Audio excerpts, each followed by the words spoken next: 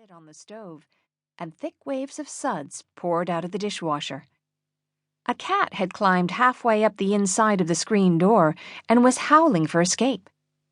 The refrigerator door stood open, creating an annoying electronic warning buzz.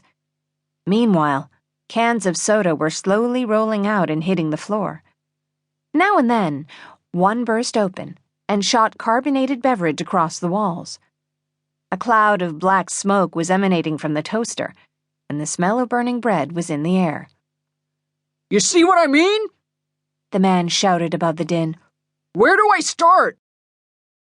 Whatever was sizzling on the stove suddenly burst into tall orange flames, which shot toward the ceiling. She gaped. The gates of hell might have looked something like this.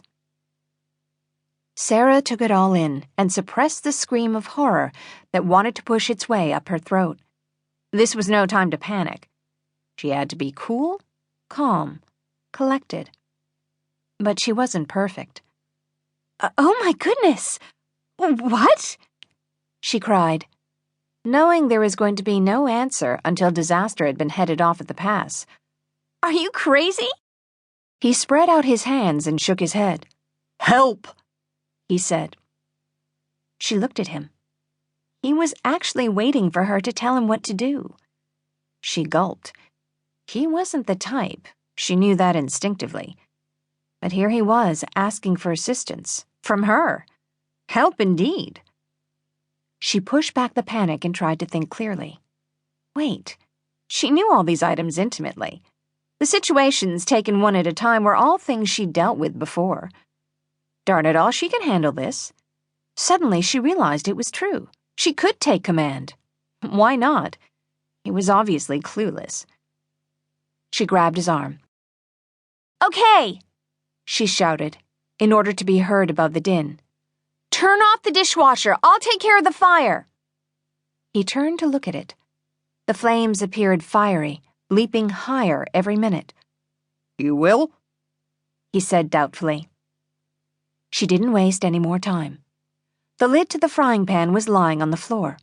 She reached down to grab it, took a deep breath and plunged forward, firmly slamming it down on the pan, smothering the flames almost instantly.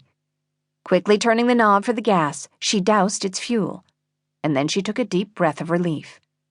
"Hey," he said, looking impressed. "The dishwasher?"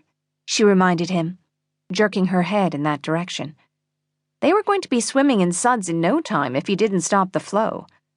She could just picture the two of them waltzing across a slippery floor and landing on their backsides. "Right," he said. He actually looked like he knew what he was doing, so she headed for the washing machine at the far end of the kitchen.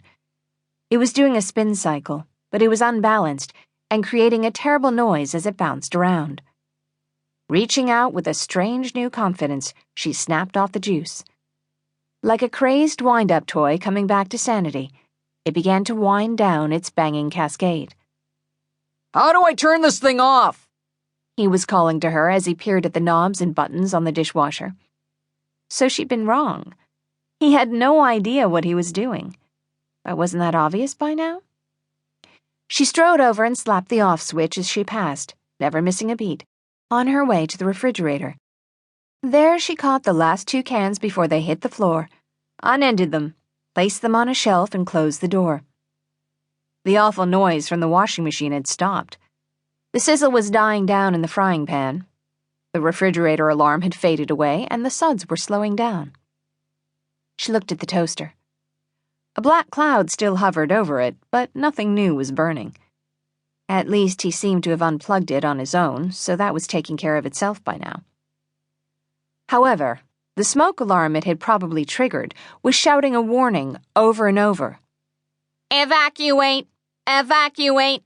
There is smoke in the basement! Evacuate!" She looked at him for an explanation, and he shook his head. "There is no basement," he told her. "The thing's gone crazy." "How do you turn it off?" she asked him, knowing there had to be a way, and knowing at the same time that he wasn't going to know what that was.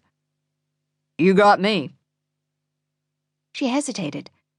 It was up so high she couldn't fan it with a towel like she usually did with hers, but something had to be done.